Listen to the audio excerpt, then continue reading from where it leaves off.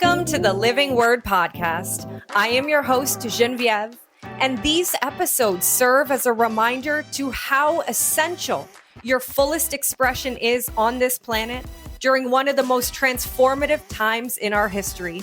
Together, we are going to explore truth through vulnerable conversations about life's deeper meaning, exploring holistic wellness, mindset, spirituality, entrepreneurship, love, and everything in between. Let's dive in, shall we? Hello, everyone, and welcome back to the Living Word Podcast. Today, I have two special guests with me. My incredible partner, Hayden Vavra, is here for the conversation, and we are joined by our friend, Matthew Britt. Now, this conversation is going to appeal to a lot of you. If you've ever wondered why so many people are experiencing less vitality or optimization in their life, if you're someone who may be questioning the foods that we eat or the ingredients in the foods, and you're really looking to get back to a place of balance, of self-sustainability, then this episode is absolutely for you. And when we met back with Matt, because I've known him actually for over 10 years, we heard about a new project that he was spearheading. And what I will say is he is a disruptor in many industries, but this really touched our heart. And what we're going to be talking about today is called food forest abundance. And this is a journey to reclaim your health, well-being, and independence in the way you source your food. This is a movement to transform lawns and farmlands across the globe into diverse, abundant, and easy to maintain food forests. And Hayden and I really jumped on this subject because we're someone that, as we are thinking about bringing a family into this world, we were like, what do we want it to look like? How can we be even more intentional about the way that we structure our life? And this is a subject that we want to dive into. So Matt, thank you for joining us today. Thank you for being a disruptor, a leader, shining the light on what's possible. And I'd first love to start with, how did you even come to this mission, this movement? And I know it's probably a long story, but I would love for you to introduce yourself and just share a little bit about getting to this point. Yeah, awesome. Thanks so much for having me here. Great to see you both. And I'm jealous you're in Mexico and I'm up here in cold Canada. But it's raining there today, so maybe that makes me feel better. The journey to food forest abundance was really started as a big overarching mission for myself. I set back in 2004 that I wanted to improve people's life, health, and prosperity. And I made that decision early in my life. And once I had that North Star kind of set, everything else that's come into my life was easy to sift and sort through to ensure that I stayed on that path. And in 2017, I made a move into the solar industry. So I was working in renewables. I may have had a little bit of a cloudy perspective at that time, thinking it was, everything it was pretending to be. I still believe collecting energy from the sun is a wise move. However, is it all that part of the world wants us to believe it is? That's not true. There's some dirty things that go on in the renewable space, but I digress. Being in that industry, I got to see a number of different opportunities I was in solar directly running my own business until 2020. And then our friends, the Canadian government, decided to make sure they shut everything down because of a pandemic, shall we say. And from there, I decided that I was going to focus on building in the United States. And I joined a company called Power. Power built a decentralized, kind of like an Uber of solar business model. And they started a new business development division inside the company. And I became their head of business development. So I was building an installer network across the United States, 23 US states. And while doing so, I happened to come across food forest abundance. And my original intention was not to go work at food forest abundance. It was to unify Power with food forest abundance, because everybody who's putting a solar array on their house, whether they realize it or not, they're looking for other ways to be more resilient and self-sufficient. And vice versa. Everybody installing a permaculture food forest on their property, they want to be more resilient and self-sufficient too. So I thought, hey, what a great collaboration opportunity.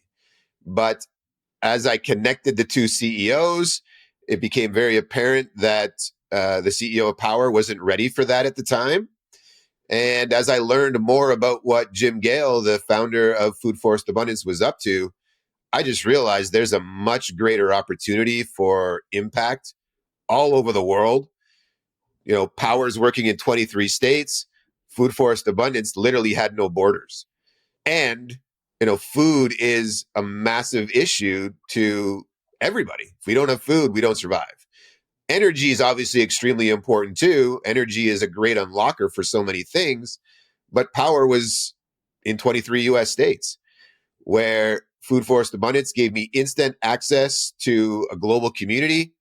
And from there, that was 3.5 years ago. I made a full pivot. I literally had zero experience with food production at all, no experience with permaculture. I heard the term before, but I didn't know what it was.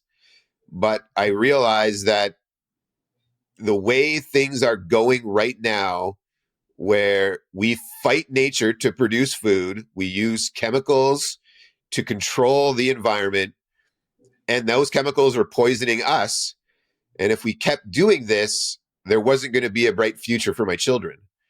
And at that time, I only had one child. I now have three. And that mission has become even more important, I want to leave the world a better place for them and everybody. I think we've been misled that scarcity is true, and it's actually the complete opposite. Abundance is everywhere. We've just been fooled and unfortunately embrace it. And I'm here to help change it. Wow. Yeah. I think it's just so exciting because, you talk about back in 2020, I think a lot of it was designed to suppress people, but what it did was awake people, and really show them what are the things I need to do to prepare myself, my family, and for future generations as well. So talking a little bit about food and where it's at. I mean, you've traveled all over the place, and we look at, kind of what's happened in the US and Canada, and there's so many chemicals, and we're starting now to see, hopefully now some of that's going to change. I don't know how quickly or fast that will go, but what with Food Forest Abundance, like what is the idea, behind that? Like, how are you empowering other people to, get involved with this and really be a part of it? So we embrace nature. One, two is we're a design business. Our business model is to take the guesswork that people normally would have out of it. And people today, they have one of two primary images in their head when they think about growing food. They either see a monoculture farm or they see an annual garden that mom or grandma used to have.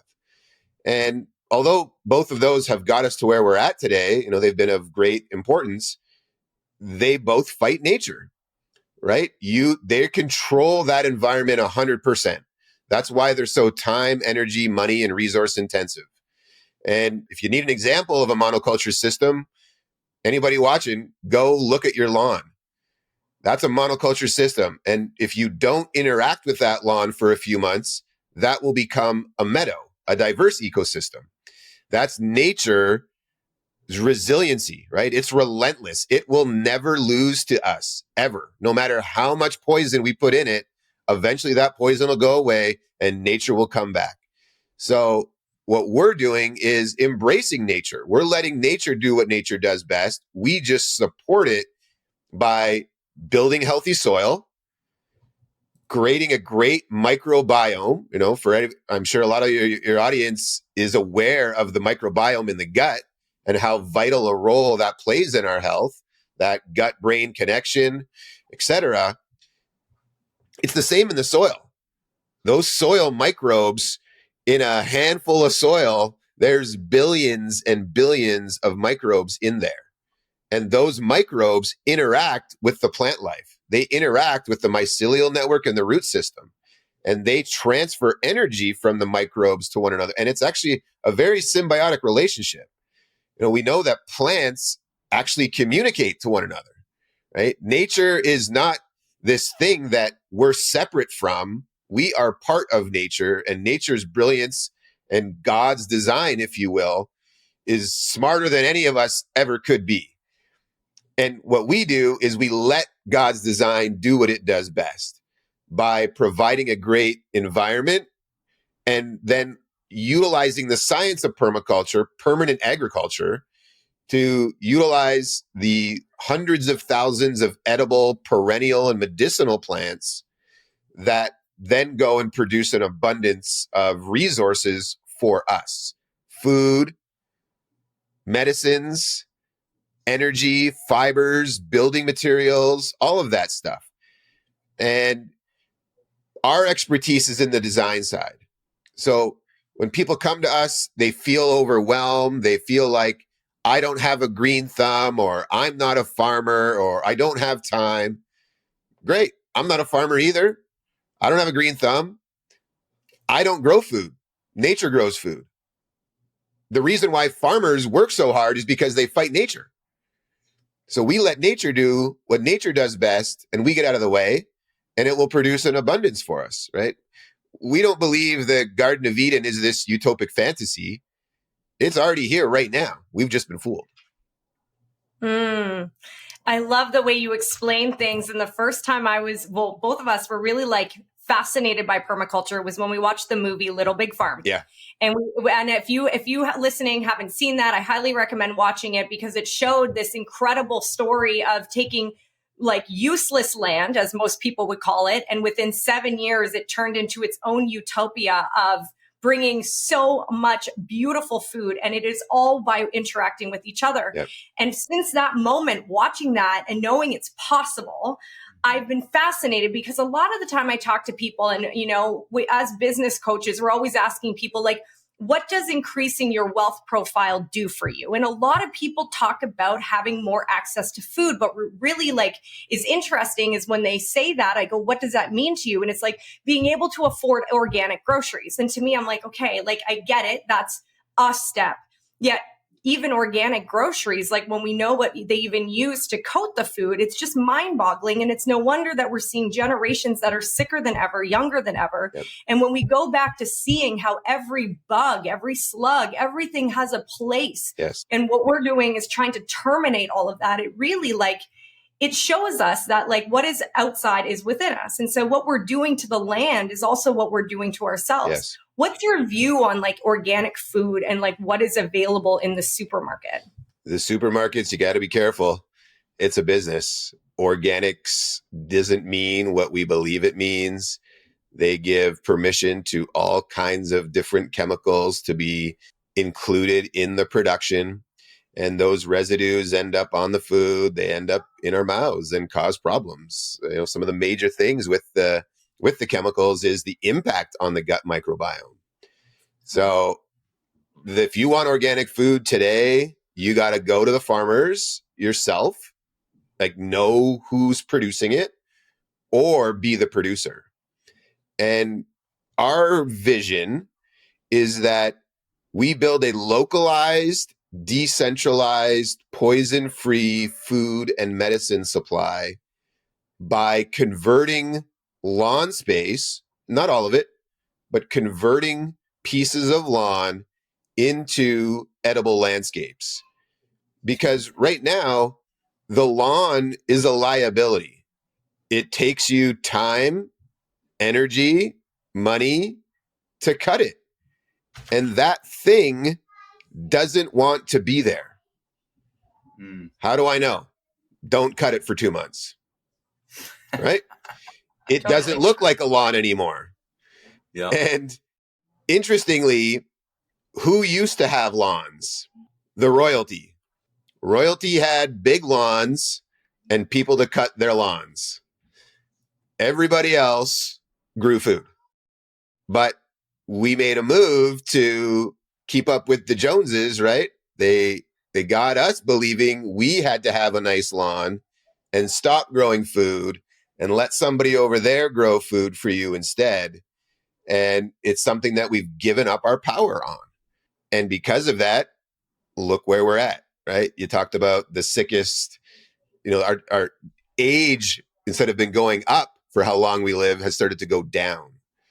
And that's a reflection of the business of food production, the business of chemical production, right? Most people don't know the chemicals that are utilized in food production today, many of them started off as war machine chemicals. Right. And if you're a business who's all of a sudden out of war, you're out of business. So you don't want your business to go out of business. So you repurpose what you got. And they figured out, hey, we used to be able to kill life in war. How can we kill life in the field to continue driving the consumption of our business? And, we can go down a conspiracy rabbit hole here just for a second, but you look at Monsanto and Bayer. Monsanto is the number one producer of glyphosate, which is a known carcinogen that causes cancer. How do we know it causes cancer? Well, they've been found guilty in court and paid tens of billions of dollars in fines. Bayer, who now has bought Monsanto, is one of the largest cancer drug producers in the world. So we've got the cancer-causing agent owned by the company who's got the cancer-causing agent's solution. Couldn't be anything to do with wanting to make more money. They want to help us. Absolutely. Well, and I think one of the things that we love so much, and I mean, obviously you can share that, but it's how you express things, Matt. It's very much like, yeah, we can call things conspiracy, but I also think that if we're not having these conversations, then we're allowing them to win this fictional war. And one of the funny things about permaculture, we have an off-grid cabin in Nova Scotia, and my brother's really into this. He loves the simplified living. We moved to Mexico, simplified our life. We started noticing the difference of foods, right? Like we come here now, we're like, this banana is like, it's an actual banana. This is what a banana tastes like? Right. Wow. It's so different. And that opened our eyes even more because we realized that there's so much importing and exporting. How long does that food stay on the truck? How long does this exist? No wonder they have to use these crazy things called appeal now on organic vegetables to keep them good. Yeah. And so it's like, I look at that. And then the other side of it is people often say they don't have time, right? They don't have time for this. Now, from your opinion, if someone wants to have a permaculture lawn, I love what you said, the lawn is a liability. It's true. Like no one wants to mow their lawn. I don't want to. That's why we have a condo right now. Yeah. But I would have a food lawn. Do people have to just completely write off the rest of their lives and like do sustainable living? Because I think that's a concept that people have is that they have to stop everything. Yeah. And I think one of the questions that came up to me when we first talked was like, okay, well, yeah, but how much space do you need? Do you need acres of, farmland or do you need a little bit of space or what, where does somebody start with that? Time and space. Yeah. You don't need as much space as you think. Most people already have ornamental plants growing on their property in some capacity. Convert those to perennials. Why is perennials so important? It means they grow back year over year without you having to replant them, right?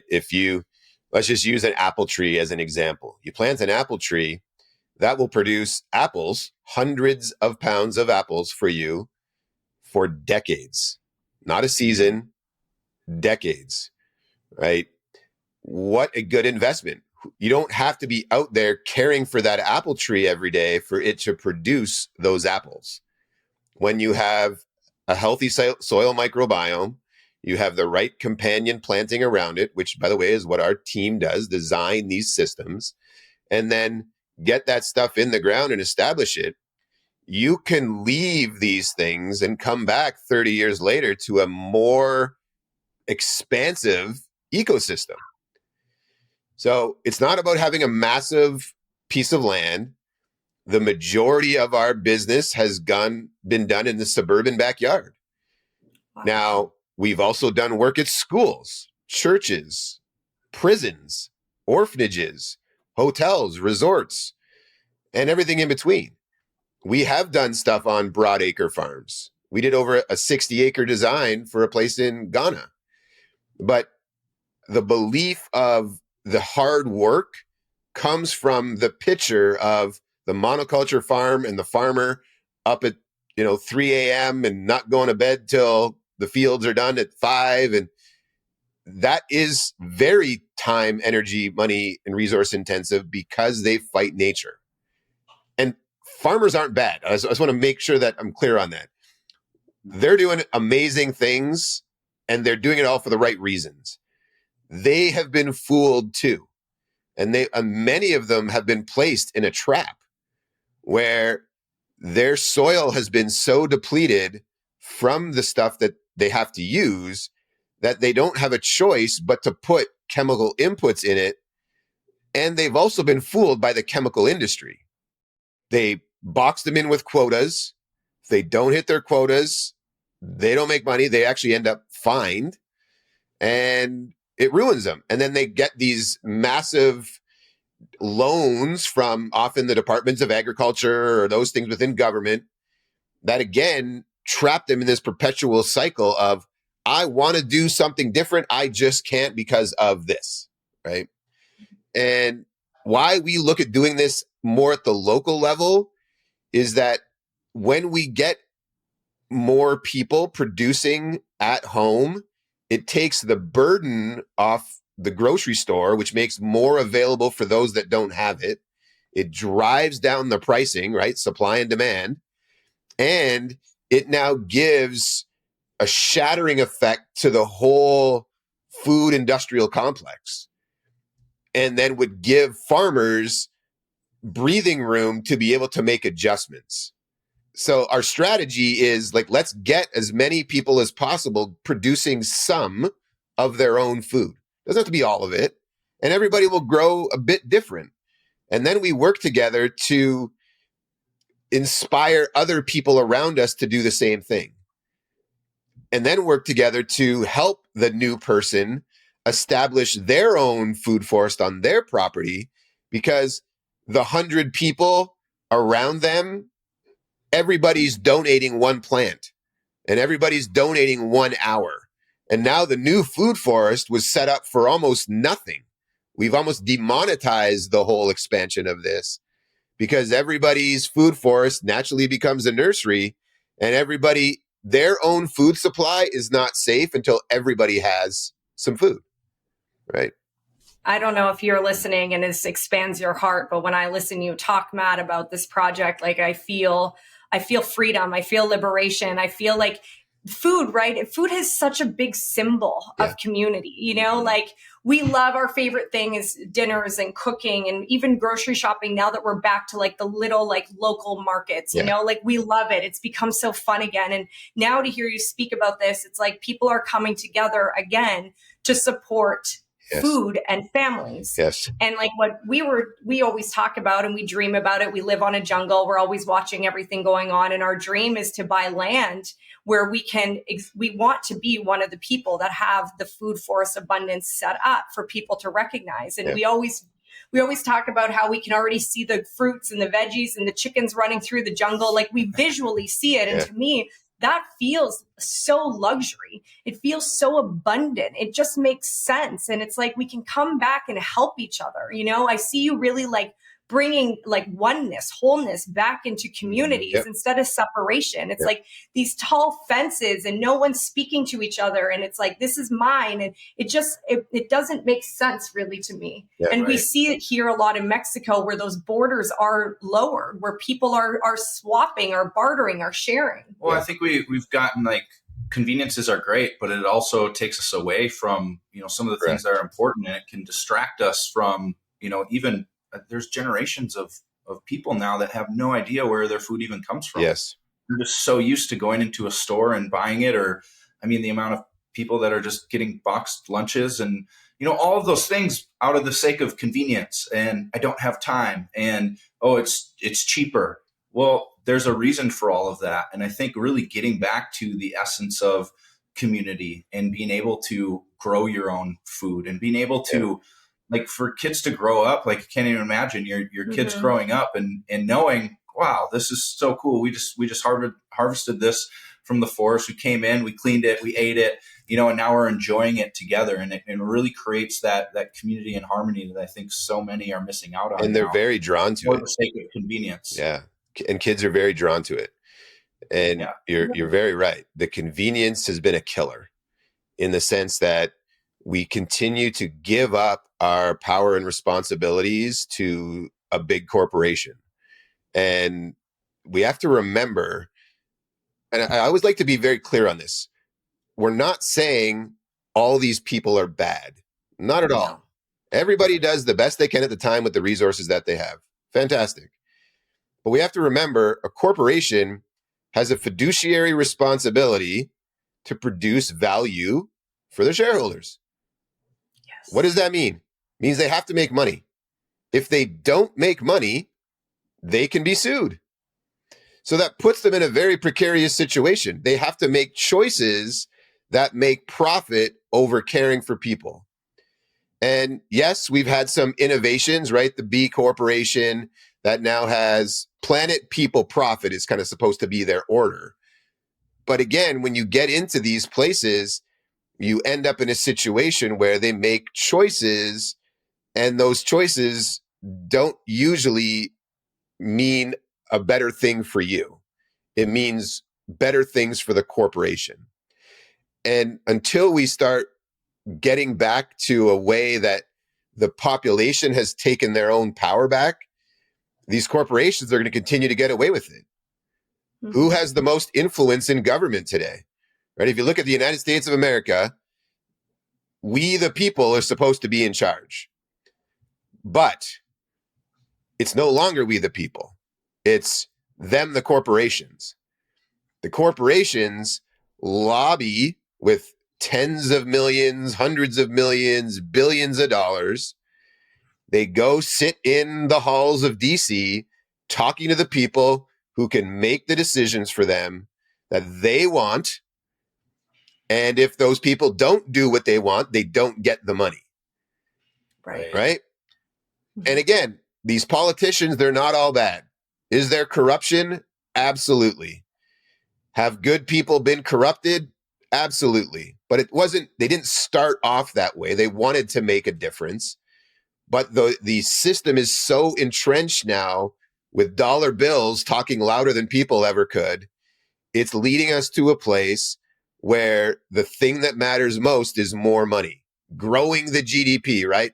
You're a good country if you're always growing, instead of you're a good country if your people have a great high quality of life, right? You can look at the United States of America again, supposedly the most industrialized, most advanced civilization that's ever been. Yet the people are suffering. More and more people at food banks, more and more people living on the street. Crime is ramping up. Doesn't need to, right? Why does crime happen? Desperate people do desperate things. They need to feed their child, so they're going to go break into your home. I get it. Doesn't mean it's right, but I get the desperation. Totally. Right? And if we understand that a man named Henry Kissinger, who met with every US president and almost all of the world leaders for the past 50 years, talked about how if you control food, you control people. This isn't a babbling idiot, right? He's not just rambling something that he doesn't mean to be true. He gets why controlling food will give them the power to control the people. So it's time the people say, F you, we're going to take our food back. We're going to work with nature that we are a part of. We're not separate from, we're a part of nature. And we're going to go to work with nature and recapture our power, our health, our vitality, our energy. They don't want that. But put your tinfoil hat back on, right? We do. That's what all of us want. We want family. We want connection. We want health. We want longevity. We want our basic necessities met that free us up to go be more human and creative and create more ideas that better our world. And unfortunately, there are people who don't like that. Totally. And I think this conversation, I couldn't be more grateful, because a lot of the time people want to make a difference and they don't know how. And a lot of people will say, like, little old me, like, what can I do? And it's like the difference that we can make, even getting to know our local farmers, or like, knowing where you can buy local food, coming together. I see so many people now like doing sourdough breads and sharing it with the community. And I love this. It's like, we can make a difference, and it's all about the intention and the energy. Like, what are we putting our energy towards? What do we believe to be true instead of believing what's right in front of us? And we can be the change, and small actions over time add up to a big thing and are inspiring. Absolutely. And then we meet people like you, Matt, and we are so inspired because you've created a blueprint for people to do what they thought was impossible. Yeah. And I'm so grateful. We're both so grateful, and we can't wait to be more involved in this. And my question to you, for anyone who's listening, and if you are sparked by this today, then I just invite you to like continue diving into this subject. And Matt, like, what would be the first step for people that wanted to explore food forest abundance? Yep. And then can you also share how everyone can find you and food forest abundance? Because I feel like this is something that is really going to get legs and continue to be shared person to person. We know is the best way. And so if you're listening to this, please send this episode to the first person you thought of so that we can really spread the good news about what's possible, especially with our own power. It's bringing back our life force energy. Yes, it is. And I just want to say a couple quotes before I go to the next piece. One is, there's one thing stronger than all the armies of the world. That's an idea whose time has come. 2, although the problems of the world seem increasingly complex, the solutions remain embarrassingly simple. So simple. And 3, those who love peace must learn to organize as effectively as those who love war. And I guess the final one is all around what you said there, little old me, what can I do? You can do a lot by taking care of you. So don't worry about taking care of everybody. Every time you take care of you by establishing and taking your own power back, establishing a system that provides for you and your family, you are making a greater impact than you could ever really realize. All the problems that are out there are solved if you focus on taking care of you and your family, right? It's the analogy of put your own mask on before helping somebody else when you're on the airplane. So just wanted to, leave those for people to think about. And then on where do people start? We do what's called a strategy session. These are complimentary. So anybody can go through a strategy session with one of our designers or myself and learn about what's possible for them. We'll share ideas, tell them, help break down some of the preconceived beliefs. And then from there, help them decide what's right for them, if anything. At least they know and they can make the best choice.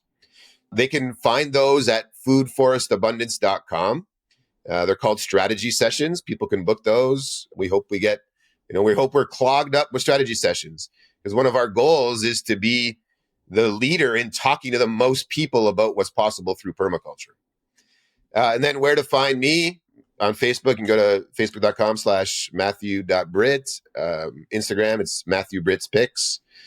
And I'm on LinkedIn as well. You can just find me, search my name, Matthew Britt. Definitely recommend following you. You're always giving so much wisdom away. And I thank you for your servant heart, your leadership, and everything you're doing for this planet. Because we know that your hands are in multiple things. And I know we'll have you back on to talk about more ways that you are finding solutions for people to take their power back. And I know that we're both very grateful for that. Very grateful. Matt, thank you so much for your time today. It was great diving into this a little bit more, because I think when people just, they want to do it, but they don't know where to go for the information, now we have a place for them to go. So thank you so much. Well, thank you both as well. I love talking with you guys. You're awesome people and very aligned in every way. And let's continue to share and spread the light. Absolutely. Have a good day, everyone. And make sure to check the show notes for all of those links. See you soon.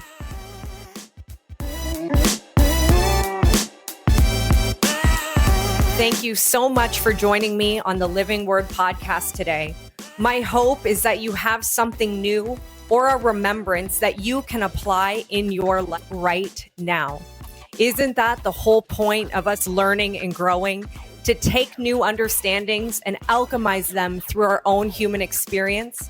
Please like and leave a comment or review if you enjoyed this episode, and share it with people in your life who would benefit from hearing it also. Make sure you subscribe to the Living Word podcast on your favorite platform and be the first to know about upcoming episodes. Sending so much love and gratitude to be on this journey together. See you soon.